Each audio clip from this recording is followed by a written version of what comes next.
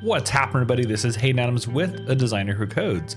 Thank you so much for taking a look at my mini course on Gatsby. We're going to start with the basics and at least start with a blank canvas. Well, even that blank. How about that blank? As in hello world. We're going to start with a very basic setup and take it all the way to here. This project encompasses some of the primary tools of Gatsby, including the Gatsby plugin image, where you can load pictures super fast, along with the Gatsby background image to load that picture fast, and also to change the picture from color to black and white, and we'll use some CSS to make a duotone.